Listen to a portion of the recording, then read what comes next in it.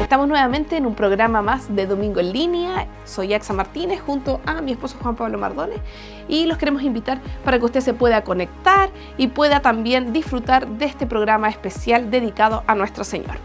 Recordamos compartir este programa ahora mismo, que ya está siendo salido en vivo para que puedan verlo más personas, y también que usted pueda dar este tiempo y dedicárselo a Dios para agradecerle por estar un domingo más con vida, ¿cierto? Y poder agradecerle, como todos los domingos, a través de unas lindas alabanzas que vamos a escuchar a continuación.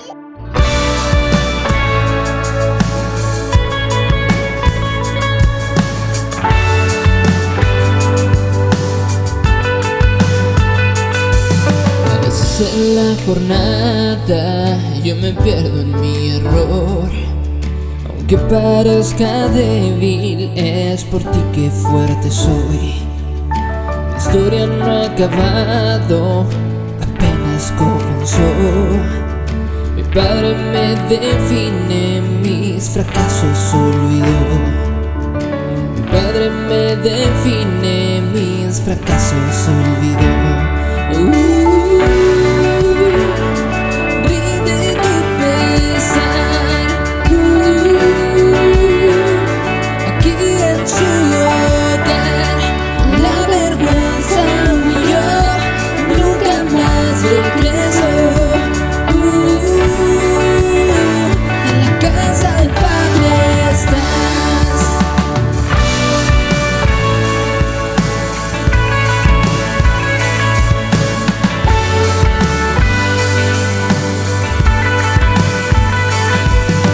Fue como el destino, en cada paso es donde estás. No buscabas lo perfecto, sino mi corazón. La historia no ha acabado, si no tiene un buen final. El fracaso se termina cuando el Padre aquí está. El fracaso se termina cuando el Padre aquí está. Rinde tu pesar, aquí en su hogar. La vergüenza huyó, nunca más regresó. En la casa del Padre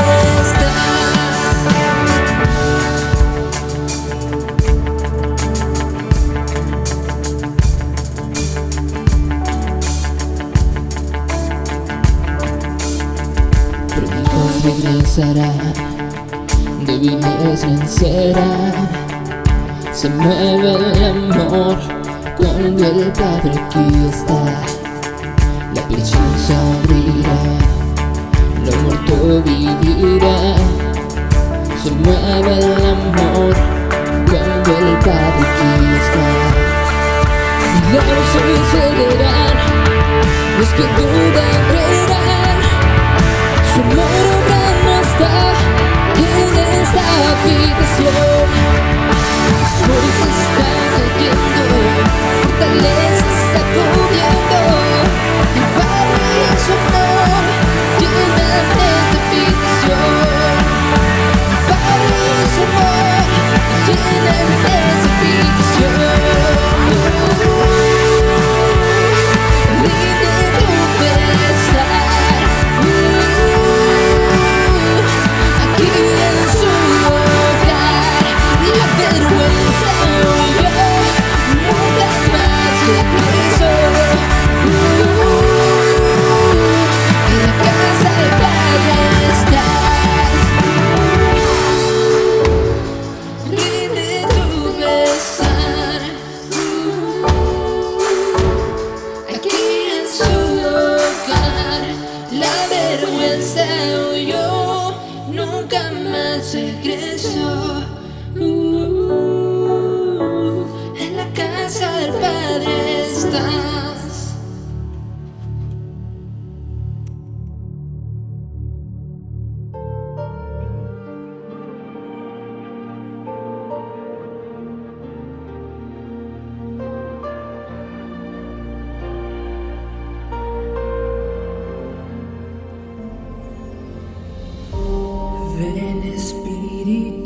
Santo,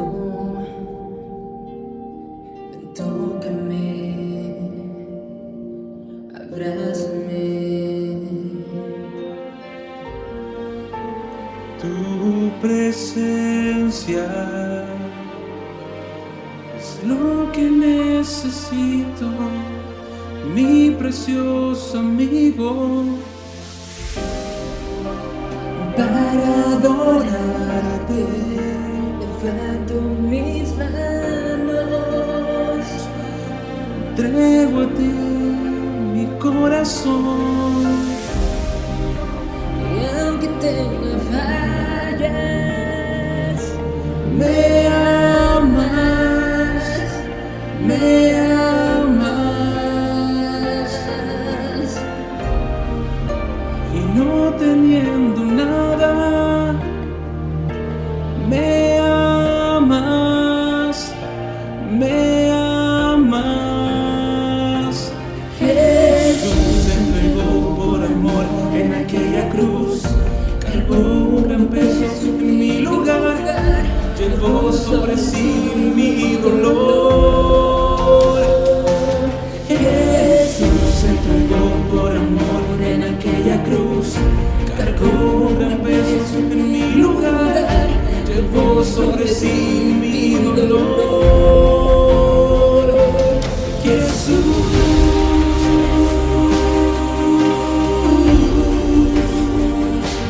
Jesús, nombre precioso. Jesús,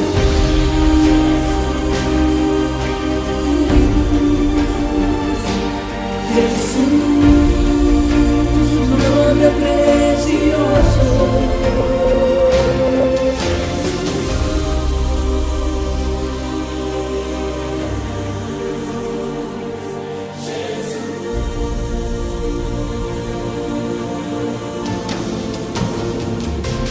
Jesús se entregó por amor en aquella cruz, cargó un gran peso en mi lugar, llevó sobre sí mi dolor. Jesús se entregó por amor en aquella cruz, cargó un gran peso en mi lugar, llevó sobre sí mi dolor. Jesús,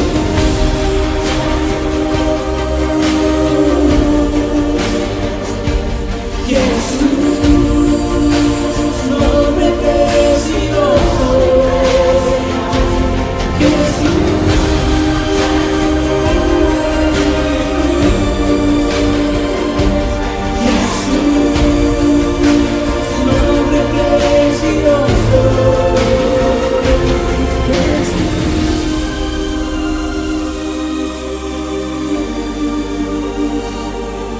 Jesús, nombre precioso. Jesús.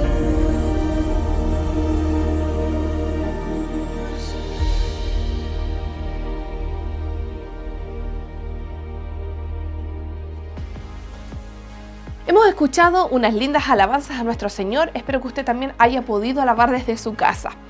Ya nos queda poco para ir retomando, ¿no es cierto?, los cultos presenciales. Tuvimos una reunión de planificación y esperemos que usted también esté con ese anhelo profundo de volver, ¿no es cierto?, a alabar al Señor también de forma más presencial. Nosotros sabemos que el Señor está en todo lugar y que lo alabamos en el trabajo, en la casa, en el hogar, pero también esa sensación de estar con otras personas que también aman al Señor es distinta. Y ahora los quiero invitar a ustedes en su casa que pueda también buscar en la palabra de Dios unos versículos que se encuentran en el Nuevo Testamento. En Juan capítulo 14, versículo 17, dice así: la paz les dejo, mi paz les doy. Yo no se la doy a ustedes como la da el mundo, no se angustien ni se acobarden. Y en 2 de Timoteo capítulo 1, versículo 7 dice: Dios no nos ha dado un espíritu de timidez, sino de poder, amor y dominio propio. Amén.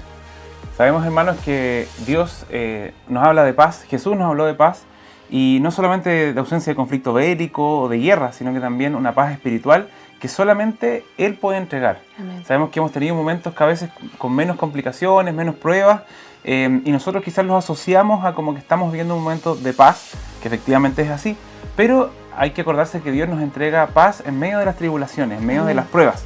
Por eso Timoteo también menciona de que Él no nos ha dado espíritu de cobardía, ¿cierto? Ni tampoco de timidez, sino que de poder afrontar estos problemas y estas pruebas pensando en que Dios está trabajando en medio de ellas para poder hacernos crecer tanto espiritualmente y también como personas. Amén. Y respecto a esto, hemos todos los domingos analizado varias terminologías que salen en la Biblia, ¿ya? Tanto de la origen hebreo, pero también varias terminologías como la usamos a menudo, como por ejemplo la palabra gozo, ¿ya?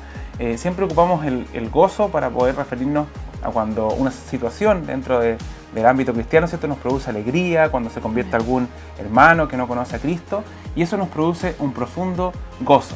Queremos ahondar más en el origen de esta palabra y también qué significa para nosotros el término gozo. Vamos con Proyecto Biblia. Estar de buen humor es realmente genial, y la mayoría de los idiomas tienen muchas palabras para describir esta experiencia, como feliz, alegre, gozoso y más. Y es igual en los idiomas de la Biblia. En el hebreo bíblico antiguo hay una variedad de palabras como simcha, sazón o gil. En el Nuevo Testamento griego tenemos chara, eufrosune o agaliasis. Cada palabra tiene su propio matiz único, pero todas se refieren básicamente al sentimiento de gozo y felicidad. Lo que hace interesantes a estas palabras bíblicas para el gozo es notar la clase de cosas que traen felicidad. Y también observar cómo el gozo es un tema clave que recorre la historia de la Biblia completa. Empecemos con las fuentes del gozo. En la primera página de la Biblia, Dios dice que este mundo es muy bueno. Así que, naturalmente, las personas encuentran gozo en las cosas hermosas y buenas de la vida, como un rebaño creciente o una cosecha abundante en las montañas. El poeta del Salmo 104 dice que una buena botella de vino es un regalo de Dios para alegrar el corazón de las personas. Las personas encuentran gozo en una boda o en sus hijos. Hasta hay un proverbio hebreo que compara el gozo que un perfume trae a tu nariz con el gozo que un buen amigo trae a tu corazón. Sin embargo, la historia humana no es solo un festival de gozo. La historia bíblica muestra cómo vivimos en un mundo que ha sido corrompido por nuestro propio egoísmo. Está marcada por la muerte y la pérdida. Aquí es donde la fe bíblica ofrece una perspectiva única acerca del gozo. Es una actitud que el pueblo de Dios adopta, no por las circunstancias alegres, sino por su esperanza en el amor y la promesa de Dios. Así que cuando los israelitas estaban sufriendo por la esclavitud en Egipto, Dios levantó a Moisés para guiarlos hacia la libertad. Y lo primero que los israelitas hicieron fue cantar de gozo, aunque estaban en medio del desierto. Eran vulnerables. La tierra prometida todavía estaba muy lejos, pero aún así se regocijaron. Más adelante, los poetas bíblicos miraron esta historia y se acordaron de cómo el Señor sacó a su pueblo con alegría y a sus escogidos con gritos de júbilo. Este gozo en el desierto fue un momento clave, una manera de decir que el gozo del pueblo de Dios no se determina por sus luchas, sino por su destino futuro. Este tema aparece más adelante en la historia de Israel, cuando Israel sufrió bajo la opresión de imperios extranjeros. El profeta Isaías miraba el día en el que Dios levantaría un nuevo libertador como Moisés. Ahí es donde los rescatados del Señor volverán a Sión con gritos de júbilo, con alegría eterna sobre sus cabezas. Gozo y alegría alcanzarán. Mientras los israelitas esperaban, ellos eligieron el gozo de anticipar su redención futura. Es por eso que es importante que cuando Jesús de Nazaret nació, fue anunciado como buenas nuevas que traen gran gozo. Se nos dice que Jesús mismo se regocijó y agradeció a Dios su Padre cuando empezó a anunciar el reino de Dios. Él incluso enseñó a sus seguidores el mismo gozo en el desierto, diciendo: cuando las personas los insulten o persigan por seguirme, regocíjense y alégrense, porque su recompensa en los cielos es grande. Después de su muerte y resurrección, Jesús comisionó a sus seguidores a ir y anunciar las buenas nuevas de que Él era el Rey resucitado del mundo. Conforme lo hicieron, las primeras comunidades cristianas eran conocidas por estar llenas de gozo, incluso mientras eran perseguidas, como cuando el apóstol Pablo estaba sentado en una sucia prisión romana. Él podía decir que ha elegido el gozo, incluso si va a ser ejecutado. Él le llamó a esto el gozo en la fe o gozo en el Señor. Él creía que era el gozo del Espíritu de Dios una señal de que la presencia de Jesús está contigo, inspirando esperanza en medio de la dificultad. Cuando crees que el amor de Jesús ha vencido a la misma muerte, el gozo se convierte en algo razonable en la oscuridad de las circunstancias. Ahora, esto no significa que ignoras o suprimes tu dolor. Eso no es saludable ni necesario. Pablo frecuentemente expresó su dolor al extrañar a seres amados o al perder amigos o su propia libertad. Él lo llamó estar entristecido, pero siempre gozoso. Mientras reconocía su dolor, también eligió confiar en Jesús, en que su pérdida no sería la última palabra. Esto es muy distinto al trillado consejo de que pongas una sonrisa en tu cara. El gozo cristiano es una profunda decisión de fe y esperanza en el poder de la vida misma y el amor de Jesús. Y de eso se trata el gozo bíblico.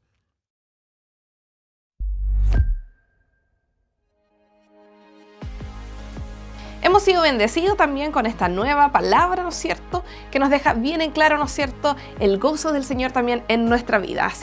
Hace tiempo cantábamos una canción muy conocida del gozo, que la cantábamos en la iglesia. Yo creo que ustedes se acuerdan igual en su casa. Y nos quedan más palabras todavía por compartir los próximos domingos, así que quédese atento para seguir, ¿no es cierto?, este estudio de palabras. Ahora queremos dejar también un video muy conmovedor, un video que nos hace quizás reflexionar de nuestra vida como cristianos en nuestro país, en un país libre. Aún esperamos que siga siendo así, y yo creo que ustedes han estado también atentos a las redes sociales, a las noticias de cómo los talibanes, ¿no es cierto?, se han apoderado del poder en Afganistán, y queremos también que usted pueda conocer quizás cómo son los cristianos que viven en ese lugar. Así que los invito que pueda estar atento a este video.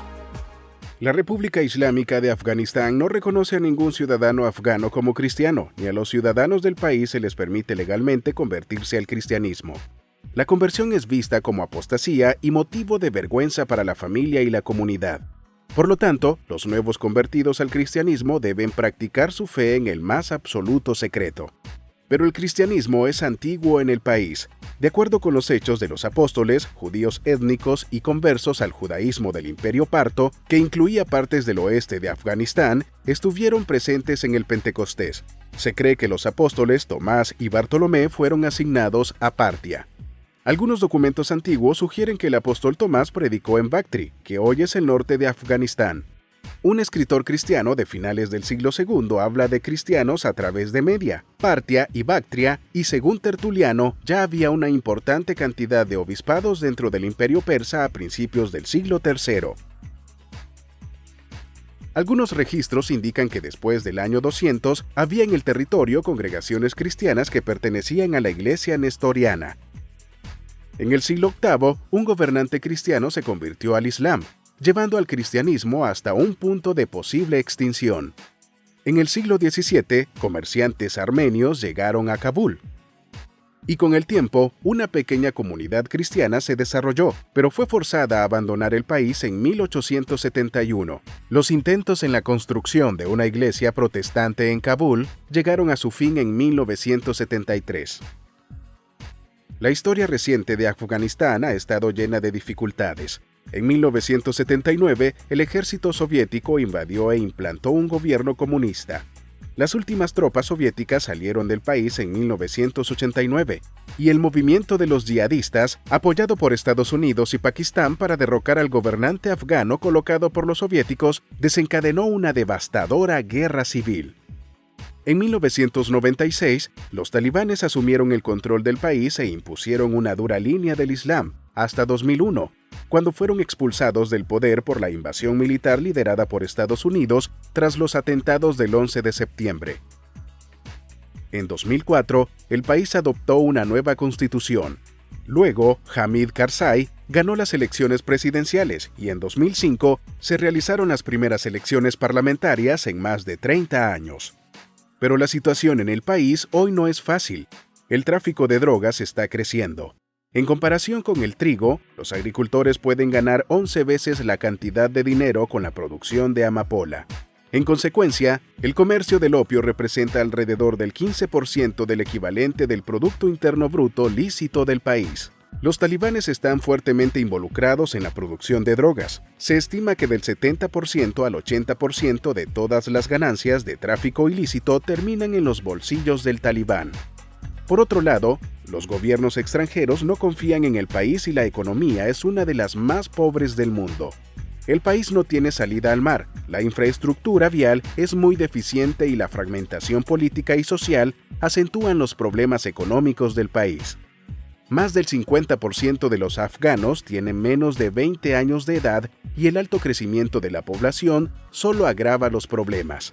Las tasas de desempleo, pobreza e inflación siguen siendo muy altos. En este contexto viven los desconocidos cristianos del país. Aunque no hay leyes explícitas que prohíban el proselitismo de los no musulmanes, las autoridades y la mayoría de los afganos consideran que la tolerancia al cristianismo o a otras religiones es contraria a la práctica del Islam.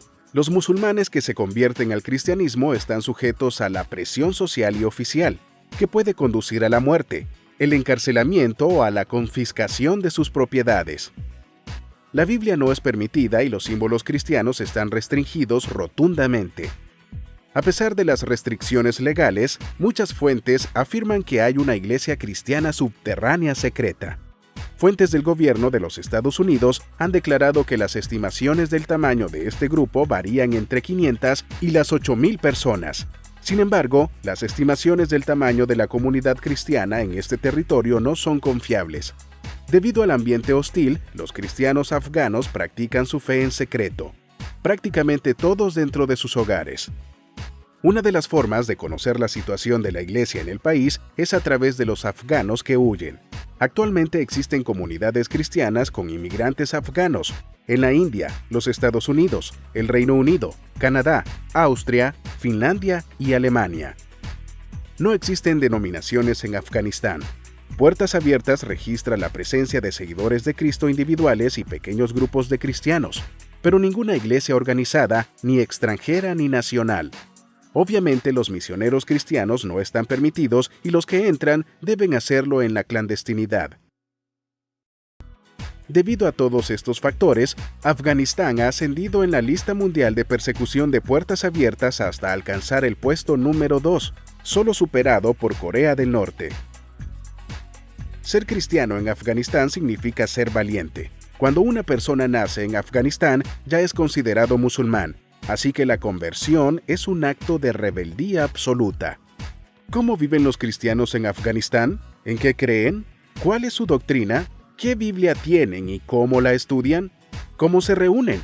Son respuestas que nadie puede responder con claridad y certeza. Oremos por nuestros hermanos en Afganistán, meditemos en su situación y ayudemos en lo que esté a nuestro alcance.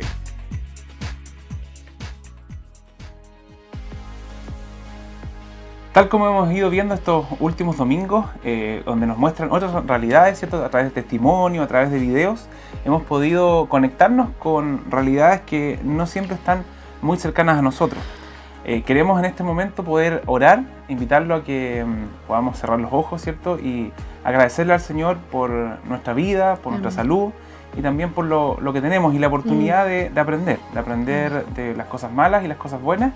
Y tener la fe y esperanza de que siempre Dios va a estar con nosotros. Así que vamos a invitar a que cierre sus ojos. Vamos a orar, hermano. Amén.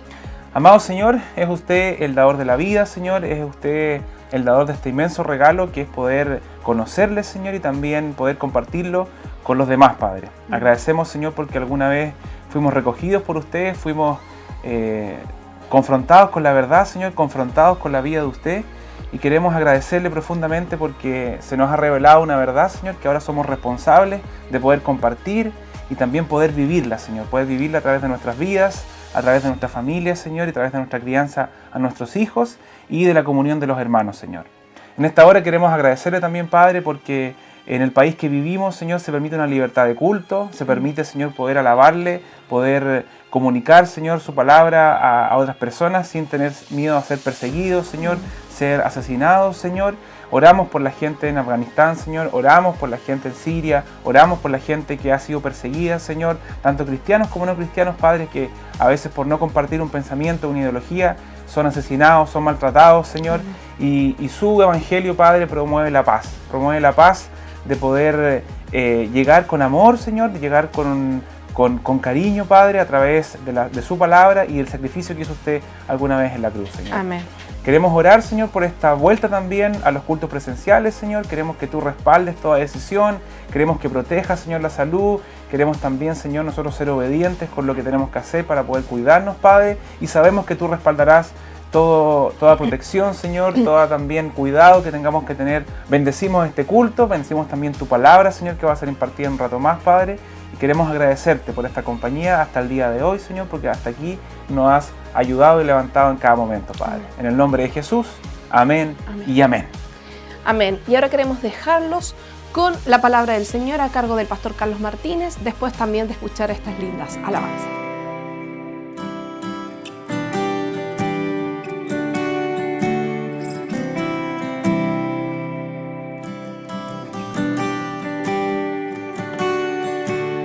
En el principio, Dios creador, antes el tiempo eras tú.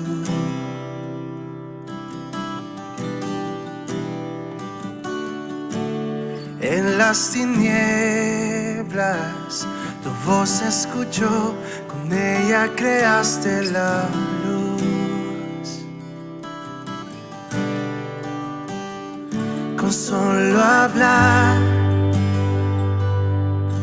creaste las galaxias con tu voz,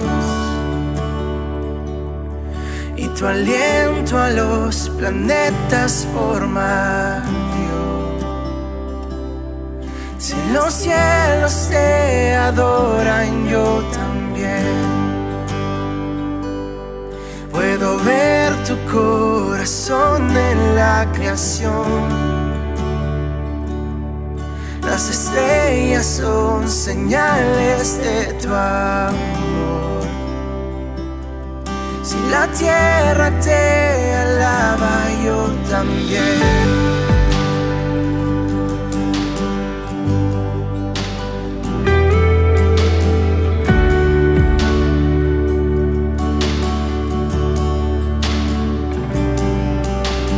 Dios de promesas, palabra es fiel, tus dichos permanecerán.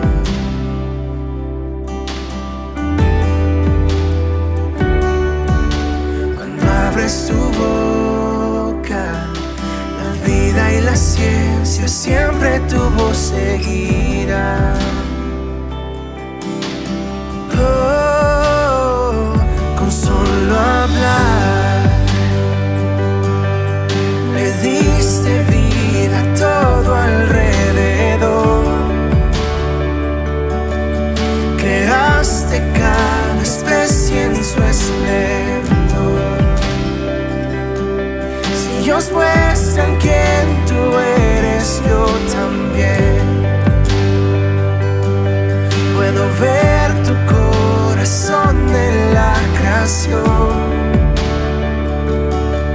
Cada amanecer un lienzo de tu amor. Si los cielos te obedecen, yo también.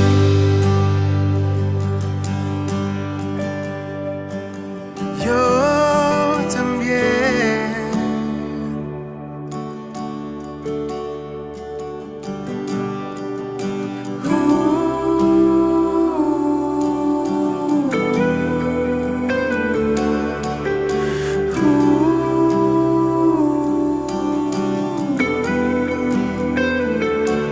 Si los cielos se alaban, yo también. Si los montes se arrodillan, yo también. Si los mares se someten, yo también. Y si todo fue creado para ti, yo también. Si los vientos te obedecen, yo también. Si las rocas te adoran, yo también. Y si aún regresar. 1,000,000 de veces volveré a cantar. Oh, oh.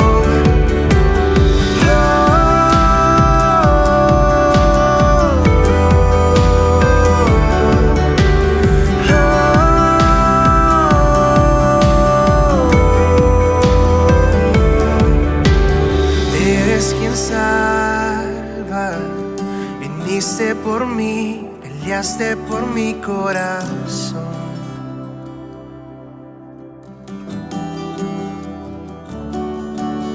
Ahí en el Calvario, en la oscuridad, la luz de este mundo murió. Oh, oh, con solo hablar disipas mis fracasos y temor. Tú viniste para darme salvación. Si la muerte derrotaste, yo también. Tu misericordia veo en la creación. Escena pinta un cuadro de tu amor. Si elegiste ser un siervo, yo también puedo ver tu amor por la humanidad. Cada hijo que viniste a rescatar. Si viviste para amarlos, yo también, como tú lo harías una y otra vez, pues tu gracia no se puede comprender. Al que se perdió lo buscas otra vez.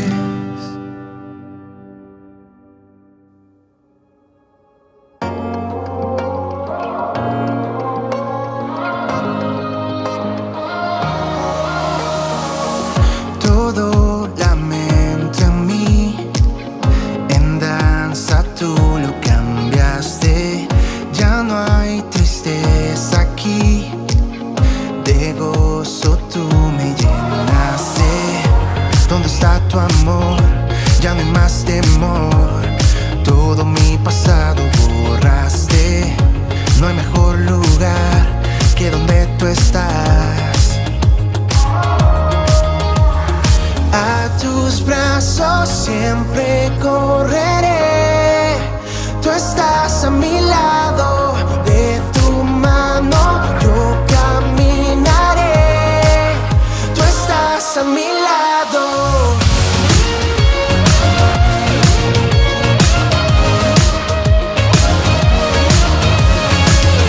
Tu amor me cautivó, tu redención me entregaste. No hay condenación, mi culpa tú perdonaste. ¿Dónde está tu amor? Ya no hay más temor. Todo mi pasado borraste. No hay mejor lugar que donde tú estás. A tus brazos siempre correré. Tú estás a mi lado, de tu mano yo caminaré. Tú estás a mi lado.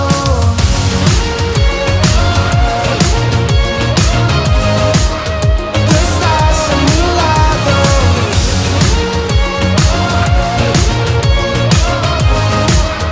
Tú estás a mi lado.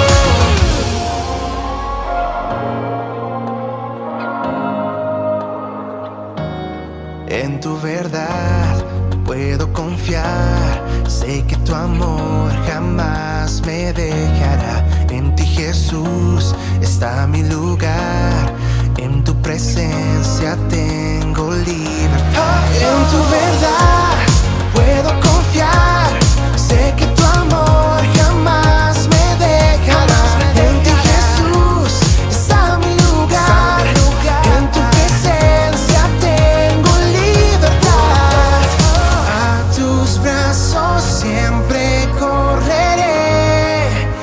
estás a mi lado, de tu mano yo caminaré. Tú estás a mi lado, a tus brazos siempre correré. Tú estás a mi lado, de tu mano yo caminaré. Tú estás a mi lado.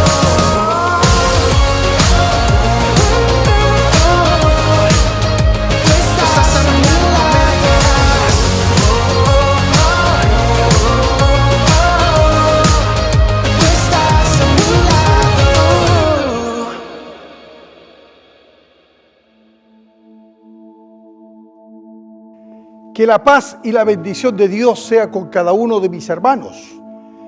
Quiero saludarle y comenzar con las palabras del salmista. En el capítulo 92, él dice más o menos así: bueno es alabarte, oh Jehová, y cantar salmos a tu nombre, anunciar por la mañana tu misericordia y tu fidelidad cada noche, en el decacordio, en el salterio y en tono suave con el arpa, por cuanto me has alegrado, oh Jehová, con tus obras. En las obras de tus manos me gozo, cuán grandes son tus obras. Qué bellas e inspiradoras son las palabras del salmista. Expresa la gratitud, el reconocimiento de las obras de Dios. Qué saludable sería cultivar la gratitud bajo cualquier circunstancia.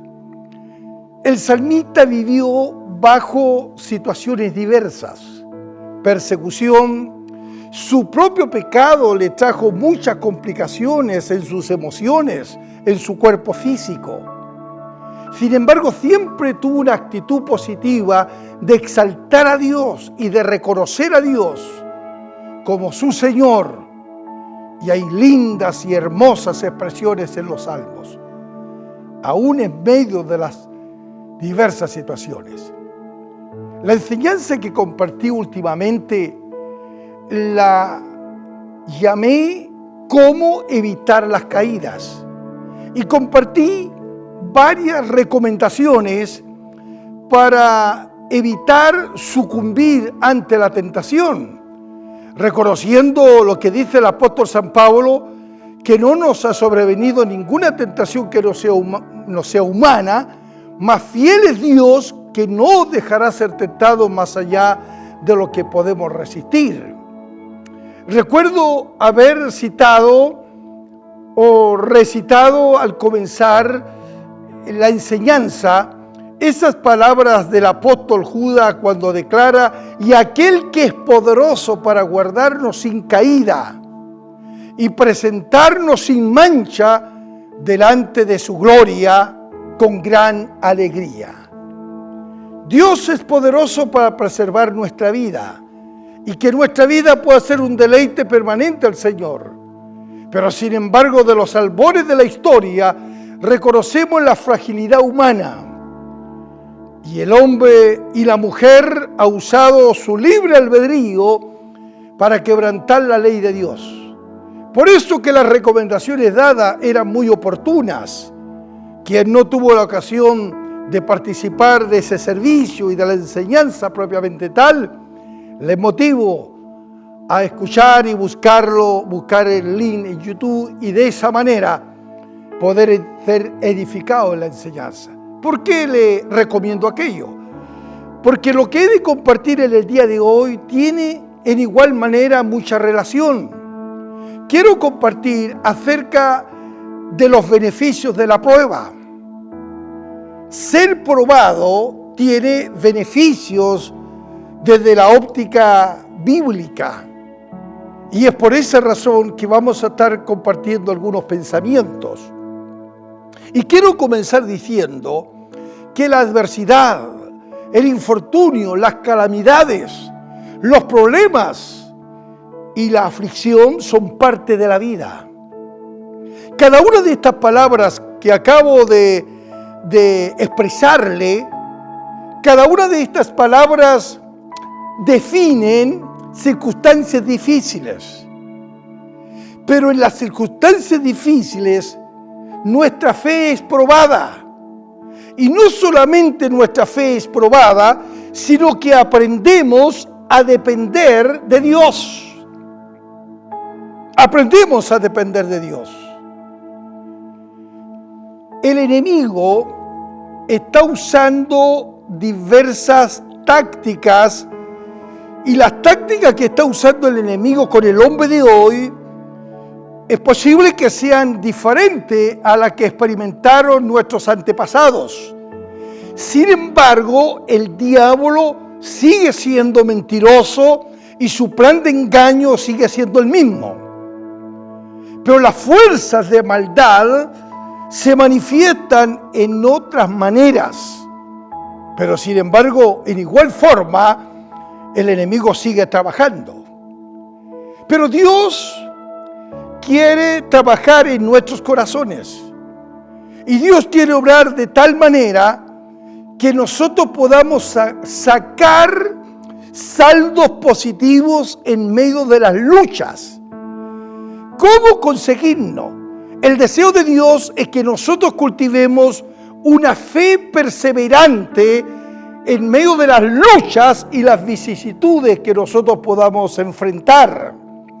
Recordemos que en más de una ocasión encontramos siempre recomendaciones bíblicas que nos instan a escalar las alturas, a pagar el precio, a disponernos en el trazado de Dios.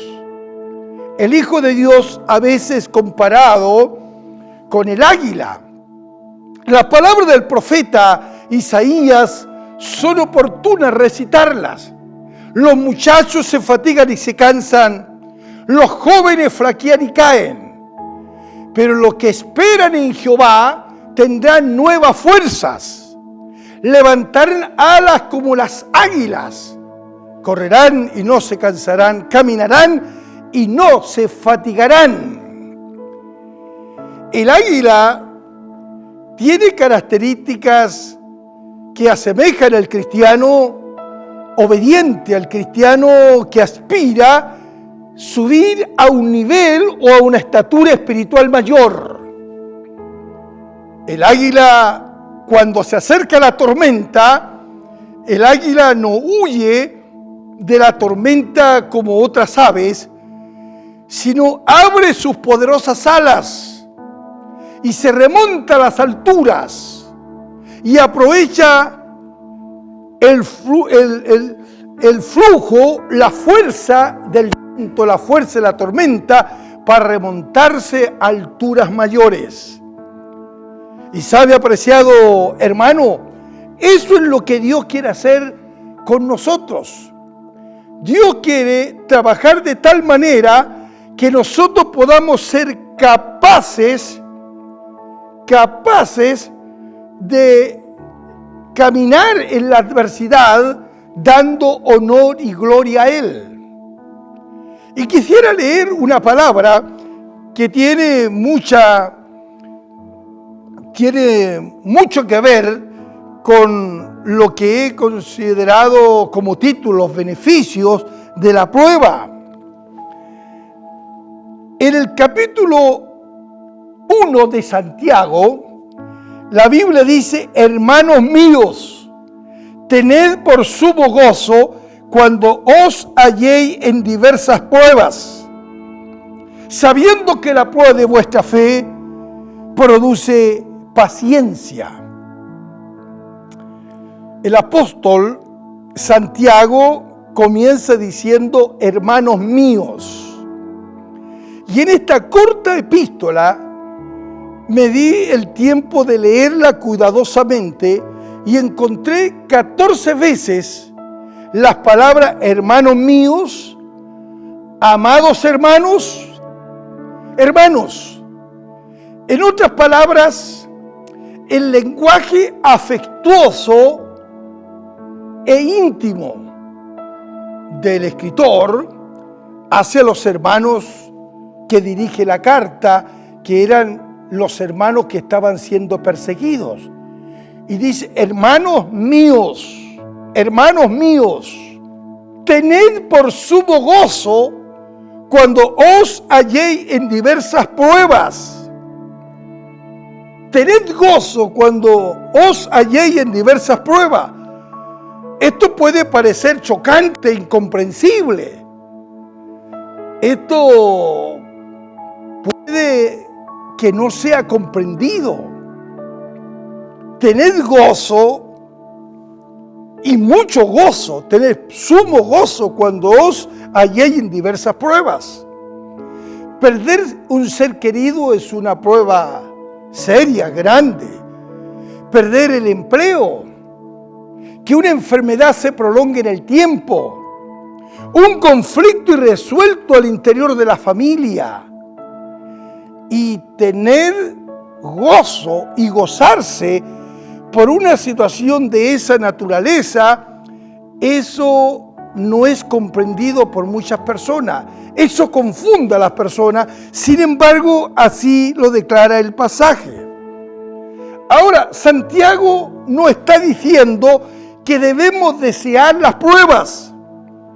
Lo que Santiago está animándonos a nosotros es que nosotros tomemos la decisión de experimentar gozo en los tiempos difíciles. Alabar a Dios en los tiempos de prueba. Alabar a Dios en medio de situaciones que no tenemos respuesta. Sin embargo, la alabanza, el loor a Él, expresar el reconocimiento a Él, siempre será algo positivo. Si nosotros aguantamos con una correcta actitud las pruebas van a permitir desarrollar en nosotros virtudes cristianas. Así lo dice el pasaje bíblico. Declara, hermanos míos, tened por sumo gozo cuando os halléis en diversas pruebas, sabiendo que la prueba de vuestra fe produce paciencia. Hay un salmo que yo quisiera compartir con ustedes, el Salmo 119, versículo 92. Si tu ley no hubiera sido mi delicia, entonces habría perecido en mi aflicción. Conocer el carácter de Dios a través del poder de la palabra, conocer los aspectos del carácter de las perfecciones divinas a través del poder de la verdad, es algo esencial para que el creyente pueda lograr un desarrollo espiritual en medio de los días difíciles. Y mire lo que continúa diciendo el salmista en el versículo 93. Nunca jamás me olvidaré de tus mandamientos, porque con ello me has vivificado. El salmista afirma, nunca me olvidaré de tus mandamientos. Y no me olvidaré de tus mandamientos porque ellos producen vida. Y en este mismo Salmo 119, el versículo 50, en igual manera es tremendo en el sentido que nos dice una tremenda verdad muy similar a la que acabo de leerle. Tu promesa, tu palabra es mi consuelo. Dice, tu palabra es mi consuelo en mi dolor. Tu palabra es mi consuelo cuando sufro. Tu palabra me devuelve la vida, porque tu palabra me vivifica. Y el salmista, estoy recitando, parafraseando el versículo 50, 51, y el salmista dice, los que se burlan de él, los que siempre están aprovechando las oportunidades para burlarse, para amargarle su existencia por los momentos difíciles que él vive. Pero ¿sabe lo que dice el salmista? Yo nunca me alejo de tus enseñanzas. Yo amo tu ley, amo los mandamientos. Bendito sea el Señor. Que el Señor pueda ayudarnos a tener una actitud correcta frente a la palabra, a los mandamientos de Dios. Como decía el mismo salmista en otro pasaje, en este mismo capítulo 119, No me dejes desviarme de tus mandamientos. No me dejes desviarme de tus mandamientos. Con todo mi corazón te he buscado. No me dejes desviarme de tus mandamientos. Entonces, amados hermanos, no nos gozamos por las pruebas en sí mismo. No nos gozamos por las pruebas en sí mismo, sino nos gozamos por los posibles frutos que logramos a través de los diversos periodos que podemos vivir. Y muchos de estos periodos no tenemos la respuesta en el momento, pero Dios trabaja a través de procesos. Y en esos procesos a veces las experiencias son complicadas y son difíciles. Por eso que las pruebas, en este proceso donde Dios comienza a trabajar a través del Espíritu Santo, sondeando las profundidades de nuestra vida, sirve para disciplinarnos, sirve para purificarnos, sirve para alejar todo lo negativo y purificar nuestra vida para que nuestra vida sea un deleite permanente al Señor. Bendito sea Dios. Entonces, la primera cosa es la paradoja, la gran paradoja. Tened por sumo gozo cuando os halléis en diversas pruebas. Es una paradoja que la gente no puede entender y le puede parecer muy chocante. Ser probado. Y a veces las pruebas no solamente tocan nuestras carnes, la familia, las circunstancias, el trabajo y muchas situaciones difíciles. Y quien la está viviendo puede sopesar lo complicado que es. Pero las pruebas también tienen un propósito. Un propósito. Cuando Santiago utiliza la palabra prueba, en el pensamiento original se usa la palabra peirasmo. La palabra peirasmo, que significa pruebas permitidas con un propósito. Dios permite situaciones. Él no nos incita a pecar, sino que a través de la prueba, Él la está permitiendo porque hay un propósito, La idea es que Dios quiere que nuestra vida sea perfeccionada. Y esto de ser probados, esto es una enseñanza que nosotros bien sabemos desde el Antiguo Testamento. Israel nos entrega tremendas enseñanzas. Cuando ellos fueron liberados de los egipcios hacia la tierra prometida, Dios nos retiró a los pueblos que ya existían allí. Dios los dejó y los dejó para que el pueblo de Dios sea probado. Habían salido con demostraciones de poder, milagros extraordinarios. Habían visto las obras de Dios, pero sin embargo no conocían sus caminos. No conocían sus caminos. Miren lo que dice el libro de Jueces. En el capítulo 2, versículos 22 y 23 dice así: para probar con ellas a Israel, si procurarían o no seguir el camino de Jehová, andando en él como lo siguieron sus padres. Por esto dejó Jehová a aquellas naciones sin arrojarlas de una vez, y no las entregó en mano de Josué. El Señor probó la lealtad de Israel y lo hizo a través de las tentaciones y a través de estos pueblos vecinos, enemigos. Continuemos con el libro de Santiago en el capítulo 1. Sabiendo que la prueba de vuestra fe produce paciencia, mas tenga la paciencia su obra completa, para que seáis perfectos y cabales, sin que os falte cosa alguna. Si las pruebas las soportamos con una correcta actitud, nos va a ayudar a desarrollar nuestra vida cristiana. La actitud que tengamos frente a cualquier situación es fundamental. la manera como reaccionamos frente a los ataques del enemigo es fundamental, apreciados hermanos. El propósito de la prueba es consumir toda la escoria, todo lo negativo en nuestro carácter, el carácter cristiano, para tener un carácter transformado. Sabiendo que la prueba de vuestra fe produce paciencia, la paciencia. El verdadero concepto de la fe es que en toda prueba, el cristiano pueda reflejar su temple. Cualquiera sea la naturaleza de la prueba, cualquiera sea la situación que nosotros vivimos, el deseo de Dios es que a través de esa experiencia se demuestre el temple, la espiritualidad, el porte que como cristianos nosotros podemos tener.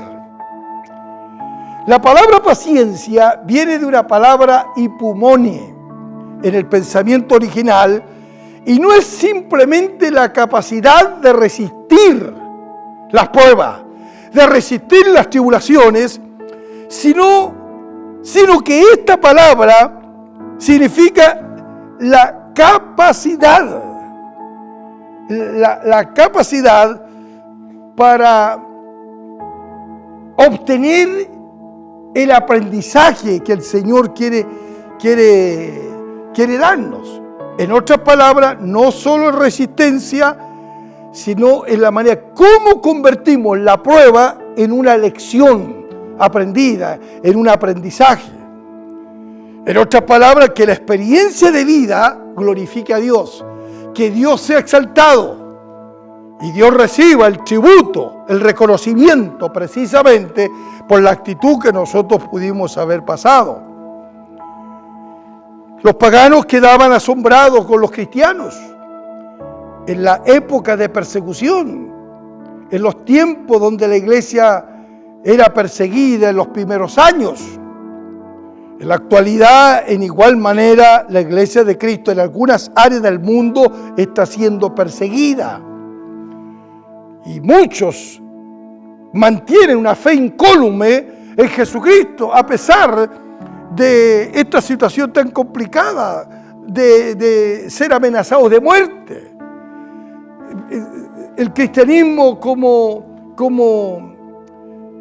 ser parte de la ilegalidad, y viene el ataque voraz de las tinieblas. Pero ¿sabe lo que acontecía con estos cristianos? Que por lo general morían cantando y glorificando a Dios. Los testimonios del circo romano son cuantiosos, las experiencias. Pero se cuenta una de las experiencias que uno de estos cristianos, hijos de Dios, lo estaban quemando. Estaban comenzando a arder. Y él comenzó a reír, a sonreír, a reír. Y el soldado con una voz enérgica le dijo, ¿por qué te ríes? Y dice que el cristiano responde, porque acabo de ver la gloria de Dios. Acabo de ver la gloria de Dios. Una prueba extrema.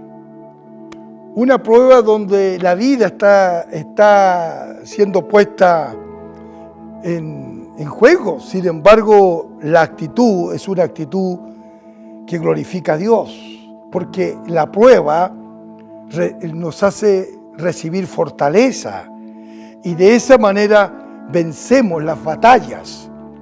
Hay una palabra en el libro Romano, en el capítulo 15 capítulo 5 de Romanos, dice así, versículos 3 y 4. Y no solo esto, sino que también nos gloriamos en las tribulaciones, sabiendo que las tribulaciones produce paciencia, y la paciencia prueba, y la prueba esperanza. Nótese el proceso progresivo donde la paciencia, la prueba y la esperanza están unidas. Y en este versículo declara, volviendo al versículo 4 de Santiago, dice, mas tenga la paciencia su obra completa para que seáis perfectos y cabales. la fidelidad y la paciencia serán recompensadas. Sé fiel hasta la muerte y yo te daré la corona de la vida. Y en el contexto se nos habla de persecución. Mantener nuestra fe en Cristo, una fe viva, en medio de la persecución y de las situaciones dificultosas que podamos enfrentar. Pero estas expresiones que encontramos aquí por Santiago al decir: mas tenga la paciencia su obra completa para que seáis perfectos y cabales. Esta palabra perfecto y cabales ha sido tomada de los sacrificios bajo la ley. La víctima que era perfecta, el animal que era perfecto, era aquel que estaba completamente sano, que no tenía enfermedad. Y la palabra cabal tenía que ver que ese animal no debía tener ningún miembro enfermo, ningún miembro roto. No tenía que tener deficiencia. Por eso que Malaquías, el profeta, habla con mucha severidad al pueblo y lo confronta de su doble vida, de un discurso de honrar a Dios, pero sin embargo en los sacrificios le ofrecían el animal tuerto, el ciego, olvidando las recomendaciones que siempre a Dios hay que ofrecerle lo mejor. Bendito sea Dios. Entonces la paciencia, apreciados hermanos y amigos, es la capacidad para convertir la prueba en bendición. Por eso que es beneficioso. No significa que vamos a sentarnos y dejar que los días avancen y que los días pasen. Tampoco la paciencia significa vamos a resignarnos. La paciencia es la forma como enfrentamos las pruebas, cómo glorificamos a Dios en el transitar difícil que podamos enfrentar. Siempre con una actitud de fe y de confianza en Dios.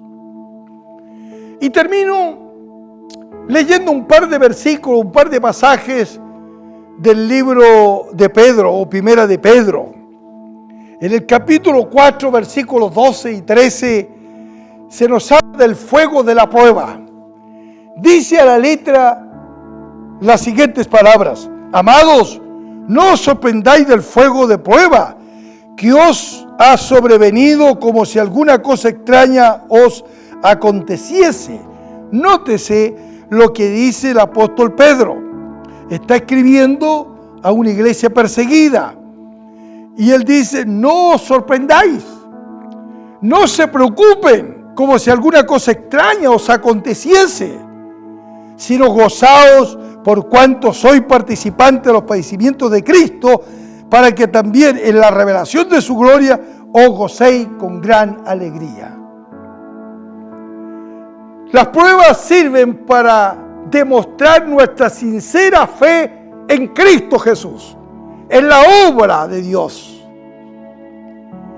Pero no solamente sirve para demostrar nuestra fe sincera en Él, sino sirve para refinar nuestro corazón, refinar nuestra vida, nuestro carácter, refinar nuestro carácter. Así como el fuego purifica el oro, refina el oro y las piedras preciosas, así dice la Escritura con nosotros. Amados, no os sorprendáis del fuego de prueba. Pedro está escribiendo a una iglesia perseguida, de gentiles y de judíos, porque nunca es fácil seguir a Cristo. Nunca es fácil negarse a sí mismo, tomar la cruz y seguir al Maestro. Nunca será fácil identificarnos con Cristo en su muerte y resurrección. Nunca será fácil vivir una vida santificada. Pero lo que se desprende de este versículo es que Pedro pensaba que la persecución era algo inevitable. que era algo inevitable. Ahora, una de las cosas que no podemos negar es que la naturaleza humana le incomoda que hombres y mujeres tengan una vida distinta, seamos diferentes, que tengamos la concepción de que las normas morales y éticas de Jesucristo deben ser implantadas en nuestro corazón y en nuestro estilo de vida. Eso le incomoda a la gente que no conoce a Dios. El cristianismo radical, el evangelio como poder de Dios, le incomoda a los que viven una vida independiente de Dios, aquellos que subestiman los mandamientos, aquellos que viven a su propia manera. El poder del evangelio y el cristianismo que anunciaba el apóstol San Pablo los asusta. En su carne ellos sienten la molestia y se incomodan, porque el plan del diablo es que nosotros podamos acomodarnos al sistema de este mundo,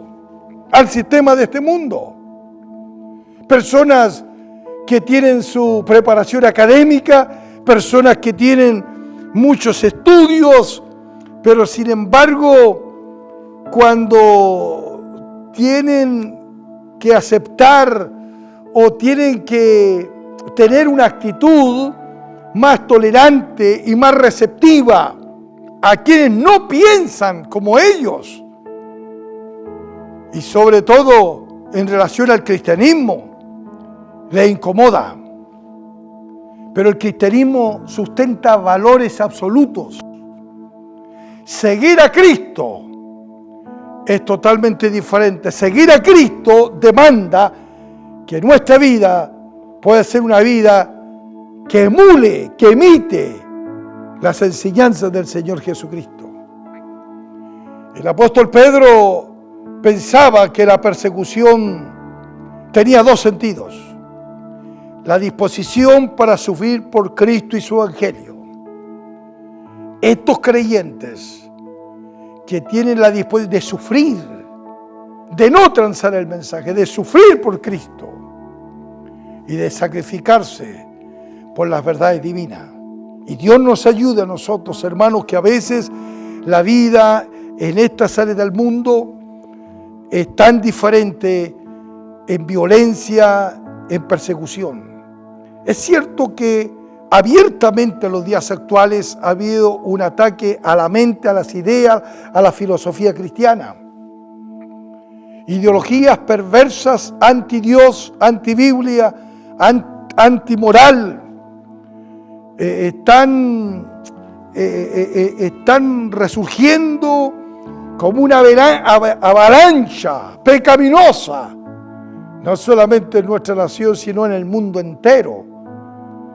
Hay un espíritu inmundo que se está manifestando, y el propósito del anticristo, del espíritu del anticristo, es que muchos hijos de Dios puedan ser envueltos en este sistema mundano de acomodarse. Porque una de las cosas que el creyente debe tener presente: no habrá persecución de ninguna naturaleza para aquel que no es cristiano o es un cristiano a medias, que no se identifica con Cristo en su muerte y resurrección, como decía Pablo y como lo decía Pedro. La persecución es para los cristianos que se santifican. Como dice la Biblia, el que desea vivir piadosamente sufrirá persecución. Así lo dijo el apóstol San Pablo escribiendo a Timoteo. Bendito sea Dios. Ser perseguido, según Pedro, en ese contexto de persecución, era participar de los padecimientos de Cristo. Pero quien participa, decía Pedro, de los sufrimientos y padecimientos de Cristo, también va a participar de la gloria eterna. Va a participar de toda la herencia con Cristo. Bendito sea el Señor. Que Dios nos ayude para que cada uno de nosotros vayamos transitando por el camino de Cristo, por la vía de Cristo. Y al vivir esa vida de entrega, de dedicación, de alabanza y de loor, de perseverancia en nuestra fe, una fe incólume, firme, dependiendo del Espíritu Santo y caminando en el poder de la palabra, lo que hacemos, ya Jesús nuestro Maestro ya lo hizo. Entregó su vida por nosotros. Bendito sea el Señor. El otro versículo que quiero compartir es el de 1 Pedro, pero el capítulo 1, versículo 7. Para que sometida a prueba vuestra fe. La fe es sometida a prueba. Mucho más preciosa que el oro. Si el oro tiene un alto valor, si el oro es un metal muy apreciado como las piedras preciosas y es probado en fuego, dice mucho más preciosa que el oro es la fe, del cual aunque perecedero se prueba con fuego. El oro es perecedero, pero aún se prueba con fuego, se añade en alabanza, gloria, honra cuando sea manifestado Jesucristo. Bendito sea el Señor. Y el versículo siguiente de este 7 dice, el 8, si le amáis, no habiéndole visto. Y no habiéndolo visto, le amamos. Así le está escribiendo. Usted le ama sin haberle visto y creyendo en la obra que él hizo. Bendito sea el Señor. Ahora, esta palabra prueba es diferente a la palabra prueba de Santiago. Decíamos que venía de una palabra llamada peirasmo, que significa ser probado con un propósito. Esta palabra prueba tiene que ver con el proceso de ser purificado, de ser quemado. Es la palabra purosis, que significa el proceso por el cual el Hijo y la hija de Dios es quemado, es purificado, es santificado, el fuego. Bendito sea el Señor. Por eso lo que dije en un momento atrás, cuando el apóstol Pedro está amonestando a los creyentes a que no se sorprendan del fuego de prueba. Que no se sorprenda del fuego de prueba. En otras palabras, lo que Pedro está diciendo, sí van a sufrir. Pero ustedes tienen que regocijarse porque son participantes de los sufrimientos de Cristo. Es como los rigores del atleta. Cuando los atletas, los deportistas de alta competencia, la rigurosidad y las exigencias no son para desgastarlo y para debilitarlo, sino son para fortalecerlos y para probarlos de tal manera para que tengan un rendimiento de excelencia cuando sean exigidos en las pruebas verdaderas. Eso es lo que Dios quiere hacer con nosotros. Bendito sea Dios. Bendito sea el Señor. Dios quiere darnos esa capacidad de resistencia. Que nosotros desarrollemos una fortaleza interior que nos haga más que vencedores, no por nuestros méritos, sino por la obra preciosa de Cristo. Deje trabajar al Espíritu Santo. Déle libertad al Espíritu Santo en su vida. La prueba de nuestra fe está conectada a la esperanza. Una prueba nos hace ver cómo actuamos. ¿Cómo actuamos cuando no tenemos o no sentimos la presencia de Dios? ¿Se acuerda la enseñanza de Carlito Ezequiel? Que compartió una linda enseñanza y y en la enseñanza que compartía, él hablaba que Dios habla, pero muchas veces Dios habla por el silencio. Y aunque algunos han tenido la experiencia de que Dios no habla y sienten la vacidad, pero en ese silencio Dios habla. Y decía el hermano Carlos, Dios habla en el silencio. No habla como nosotros muchas veces lo esperamos. No habla como nosotros siempre lo pensamos en el sentido audible, pero en el silencio Dios está hablando. Y en ese hablar del silencio, el Señor nos insta a perseverar en oración, a desarrollar intimidad, a cultivar una relación con Él que sea más profunda y desarrollar los grados de sensibilidad a su presencia. Bendito sea Dios. Dios habla. Tuve la experiencia de estar 36 horas en silencio. No había tenido la experiencia, pero en un curso de liderazgo dentro de toda la programación era el silencio, estar con Dios. Y sabe, esa fue una experiencia para mí muy valiosa, de no conversar con nadie, no comer porque fueron 36 horas de dedicación para estar con Dios. Fue una experiencia tremendamente valiosa. No hablar, solo escuchar a nuestro espíritu, a nuestra mente, lo que en esa intimidad uno puede lograr. Termino diciendo, las pruebas Dios las permite, porque es el proceso formativo de nuestra vida. Reconozcamos los beneficios de ser probado, la paciencia, la perfección no en el sentido de impecabilidad, sino de madurez, ser perfectos, maduros, cabales, que no nos falte ninguna cosa, que el fuego de la prueba le damos la bienvenida, Señor, porque en todo queremos que nuestra vida sea un motivo de gloria a ti, Señor. Amén. Voy a orar. Padre, en el nombre de Jesús, te bendigo, Padre Celestial. No sabemos las experiencias de dolor, de aflicción que estén experimentando algunos de tus hijos.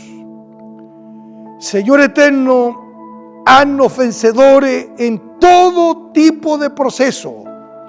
Por difícil que este parezca ser, queremos, Padre, tributar a ti la gloria y el honor. Las cosas que en un momento no entendemos, en tu sabiduría y en tu gracia, Señor, usted tiene reservada beneficios concretos. Gracias por la bendición de tu palabra. Gracias por la experiencia del salmista. Nunca me alejé de tus enseñanzas. Nunca olvidé tu palabra. Ayúdanos a no olvidarnos de tus mandamientos. Ayúdanos, Señor, para permitir que el poder de la verdad cercene de nosotros lo que nos sirve y nos perfeccione al grado que en palabras y acciones tú seas glorificado. Gracias, Señor. Y aquel que está pasando por un valle de lágrimas, por una experiencia difícil, dele la victoria. Y al salir de esta prueba de fuego, Señor, un aprendizaje especial pueda haber recibido. A ti la alabanza. En el nombre de Jesús. Amén y amén. Nuestro Dios envió a su único Hijo. En un pesebre nació mi Salvador. En amor caminó, rescatando al perdido. gloria y poder sana los heridos. Y aunque juzgado fue, criticado tal vez, nada pudo vencer su inmenso amor. En la cruz dio su vida para darnos perdón. Con su sangre vertida tenemos la salvación.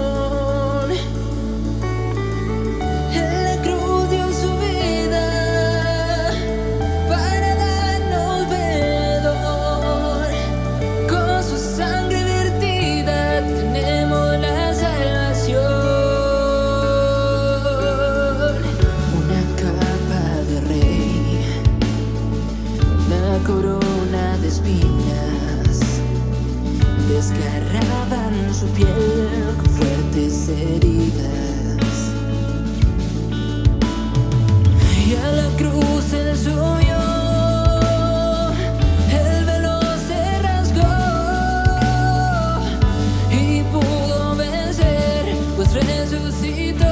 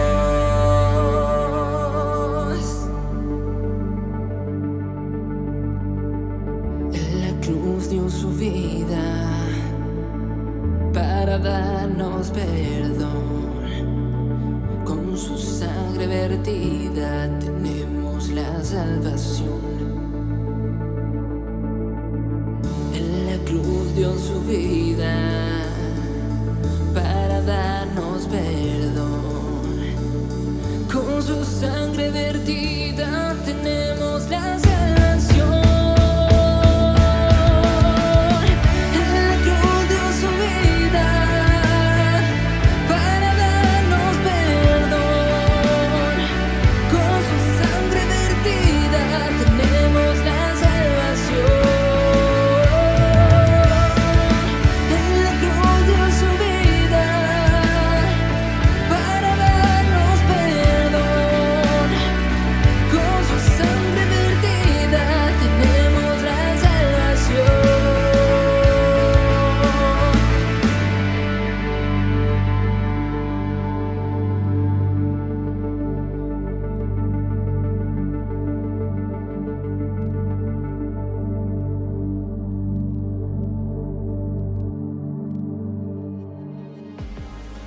Ya estamos de vuelta después de haber escuchado la palabra, ¿cierto? Que nos habla sobre los beneficios de la prueba, para que podamos meditar en ello y también pensando también con los versículos que leímos al principio, de cómo Dios nos da la fortaleza para poder afrontar cualquier cosa siempre y cuando pongamos nuestra vida en las manos de Dios.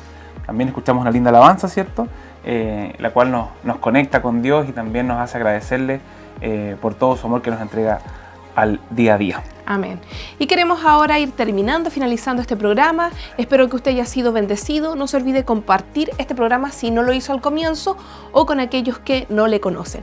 Que el Señor les bendiga mucho y nos estamos viendo la próxima semana. Lindo domingo, que estén bien. Que estén bien. Chao, Chao, chao. chao.